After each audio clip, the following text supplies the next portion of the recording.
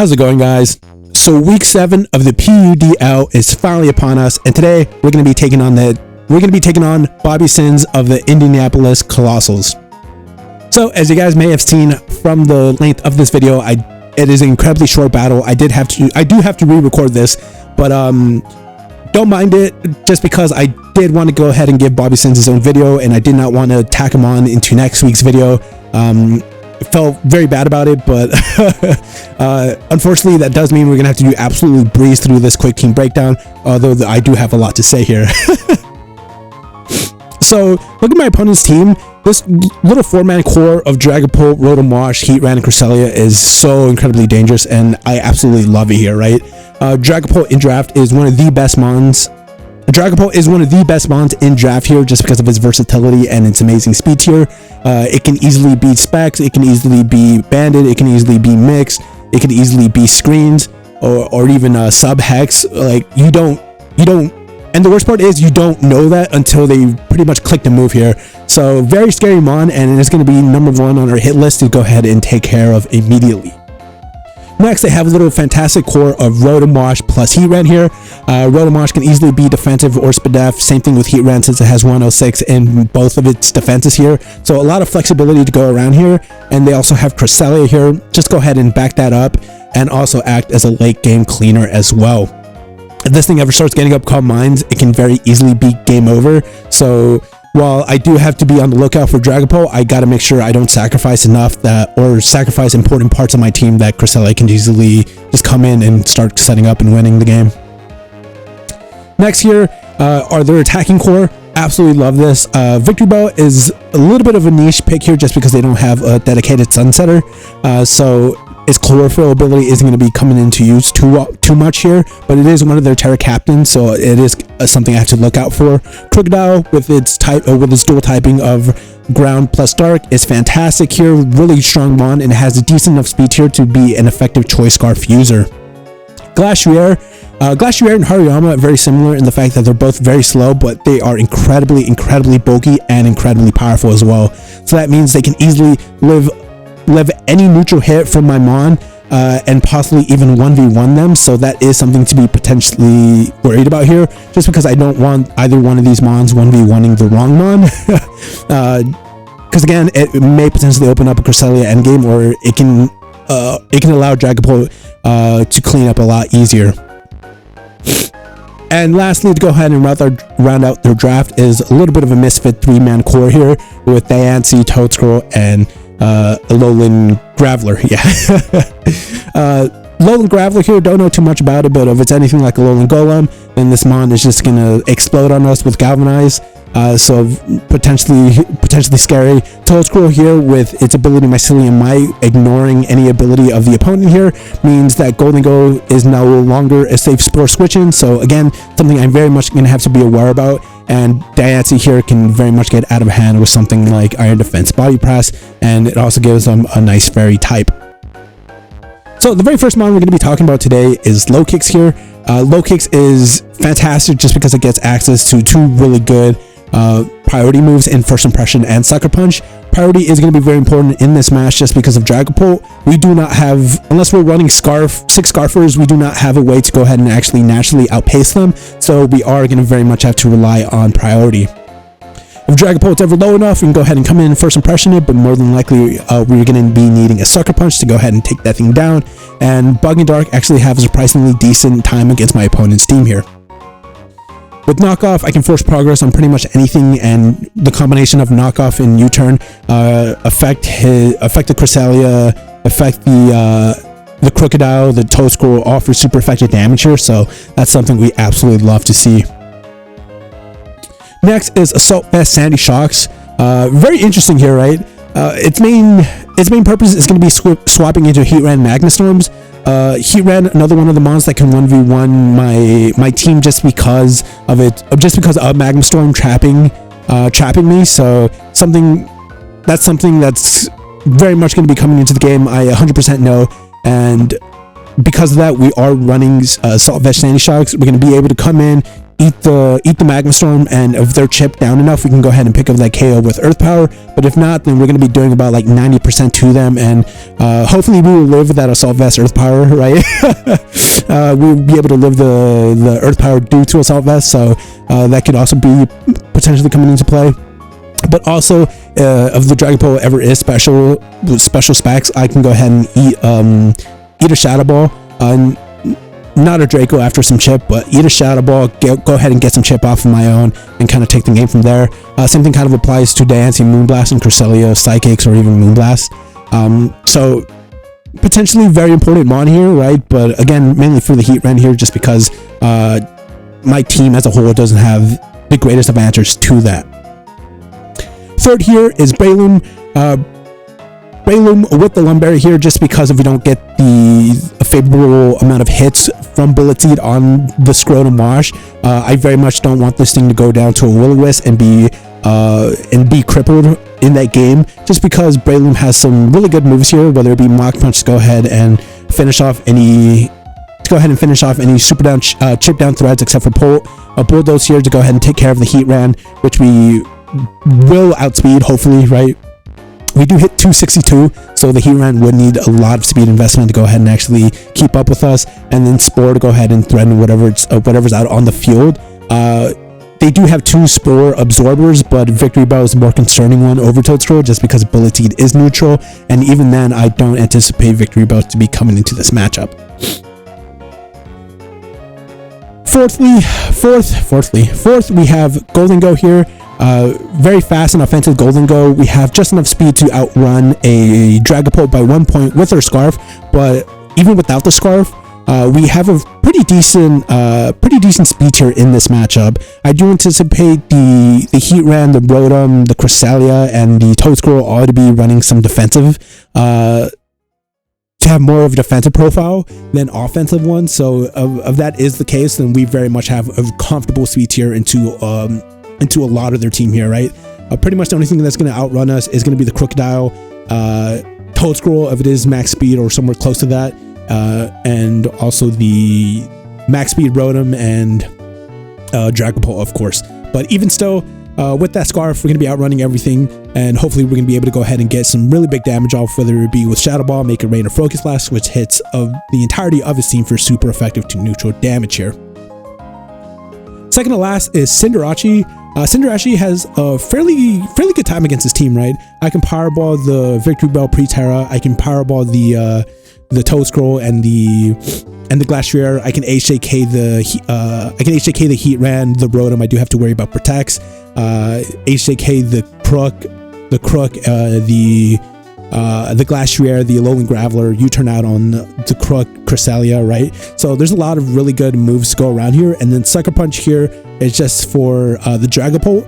I do anticipate my opponent to want to revenge kill with Dragapult, just because, again, it is the fastest thing on the field, but if not, then it kind of gives me a really good indication to what their speed control is. Say they send out something like the Rotom, then I can feel fairly confident that it is Scarf. So yeah, like I said, more than likely anticipating Dragapult to be the main answer or the main revenge answer to Cinderace here. So if we're just locked in, if we just been clicking Powerball, we can go ahead and potentially surprise that mon with Sucker Punch and hopefully pick up the KO, or at the very least put it into range for something like First Impression. And lastly, we have Hatterene. Hatterene here is just go ahead and keep up momentum. While I would absolutely love this mon to sweep, I doubt that's happening, just again because of pull, and they also have stuff like I believe the Hariyama's Tera Steel, so that's very dangerous. And even still, a lot of the threats kind of either outpace this thing or can kind of set up alongside it, so that's potentially dangerous. But this mon is mainly here to go ahead and keep up momentum. The only mons that get access to pivoting moves are going to be the Dragapult with U-turn and the Rotom with Volt Switch. I don't believe anything else. Crocodile might get it, I believe. Toedscroll might. I have to look up once again here, right? But there's not a whole lot of pivoting options here. So if I'm ever caught in a bad play or I want to be incredibly aggressive here, I can easily send out Hatterene, get my eject button off, and put myself right back on course and kind of take the driver's seat once again here, right? Because of the lack of pivoting moves, I'm very much gonna force a swap out, give myself some breathing room, give me the chance to set up or make a prediction or just get some damage off. So again, eject button in this matchup can be very much valuable here. But that is Bobby Sins. That is Indianapolis Coalossals team here. Bobby Sins of the Indianapolis Coalossals team. Jesus, I cannot talk. That is their team. Incredibly powerful, incredibly threatening, incredibly scary here. That pult just terrifies me. That thing clicks Draco 6 times and like pretty much gets a kill, right? even Golden Go, I always have to be worried about just because of that Shadow Ball here. So, and the worst part is that they don't even need to go specs. Like they can very easily click those Dragon Darts into something like Phantom Force and I'm cooked. So my biggest threat, my biggest worry is just going to be a sub DD set. So that kind of gives me nightmares, but I have full confidence in the boys. I have full confidence that we're going to come out week 7, keep the streak alive, and hopefully make a really good push in the playoffs. But there's only one way to find out, and I'll see you guys there. How's it going, guys? I think week 7 it is. Week 7 of the PUDL is finally here, and today we're going to be taking on Bobby Sins. Really scary looking squad here. Interesting, right? They can lead the dragapult, they can lead the graveler with like some sturdy shenanigans. The toad scroll is also another plausible lead, so there's a lot here. I'm just gonna go ahead and lead ace here on the crook. Perfectly fine. We are gonna go into our Breloom here, just in case of this. Oh, okay, it was not. Go for a bulldoze here. If they want to go into the heatran, covers for that. Nope, they just want to go for that. That's fine by us. So we're gonna go ahead and take down his crocodile. I thought he would want to. Oh, never mind. Into the Hatterini, into the Draining Kiss.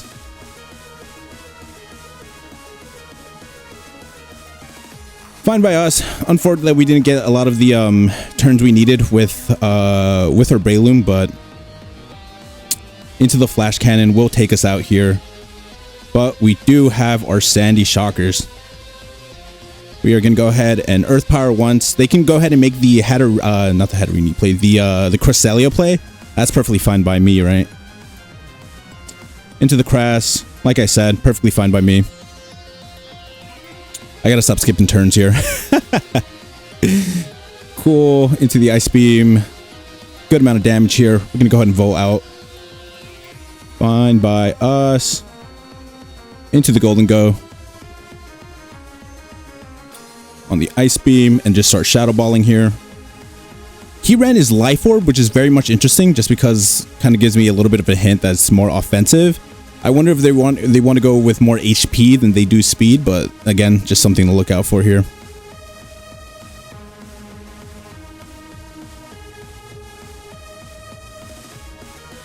We're just moving a little too quickly here, but either way. Do you have Sucker? Do you have that guy? Do you have the Breloom? Cool. Into the Toad Scroll.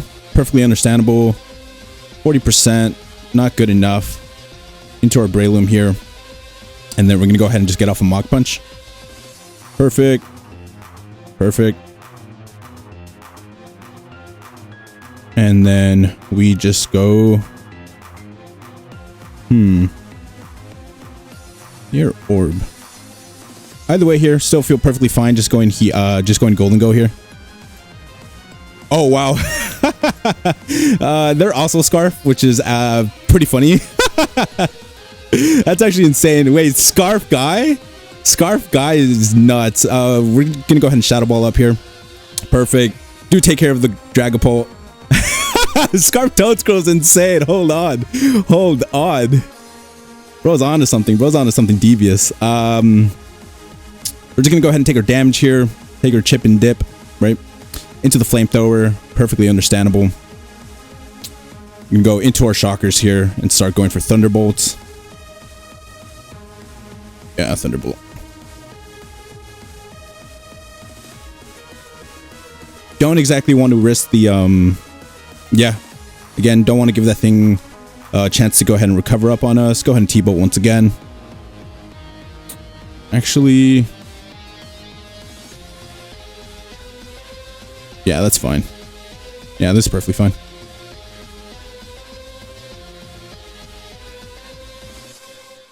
From this point here, all right, we just need to break the Graveler Lola's sturdy here, and from this point, low kicks just pretty much kind of is faster than everything, which is beautiful.